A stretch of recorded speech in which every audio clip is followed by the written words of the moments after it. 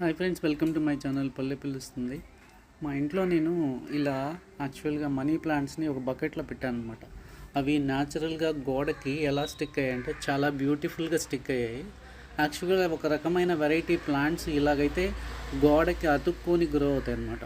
So నేనైతే అతికించలేదు, చూడండి ఇక్కడి నుంచి కూడా ఇది ఎంత బాగా న్యాచురల్గా అటాచ్ అయ్యాయి అంటే చాలా బ్యూటిఫుల్గా అటాచ్ అయ్యాయి. ప్లాంట్ రూట్స్ పర్ఫెక్ట్గా అటాచ్ అయిపోయి గోడకి చూడండి, అదే స్టిక్ చేసుకుంటుంది.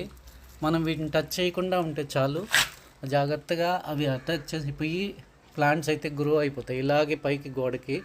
సో ఇంత హైట్ ఉంది గోడ, ఇక్కడ ఇవి ఇలానే పాకుతూ పైకి వచ్చాయంటే ఎంత బ్యూటిఫుల్గా ఉంటుందో చూడండి.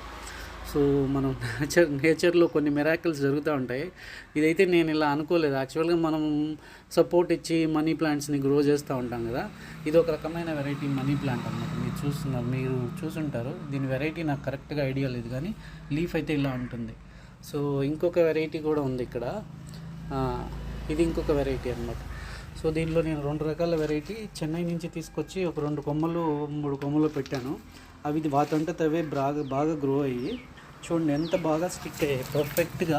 ఇక్కడ మీకు కనబడుతున్నాయా రూట్స్, చూడండి ఎంత బాగా స్టిక్ చేసుకుందో ముద్దుగా పర్ఫెక్ట్గా. సో అటాచ్ కూడా మనం ఏమీ చేయకుండానే అంత జాగ్రత్తగా అటాచ్ చేసుకుంది.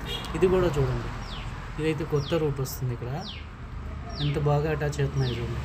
మనము కొన్నిసార్లు ప్రకృతిలో జరిగే వండర్స్ని చూసి ఆశ్చర్యపోతాం. అలాంటి వాటిల్లో నేను కూడా ఇలాగ ఆశ్చర్యపోయా. ఎంత బాగా అటాచ్ అయిందంటే అంత పర్ఫెక్ట్గా అటాచ్ అయ్యాయి. ఈ 3 బ్రాంచెస్ ఇలా గ్రో అవుతూ వెళ్తే మళ్ళీ వీటిని సైడ్ నుంచి కానీ ఇంకో కొన్ని బ్రాంచెస్ వస్తే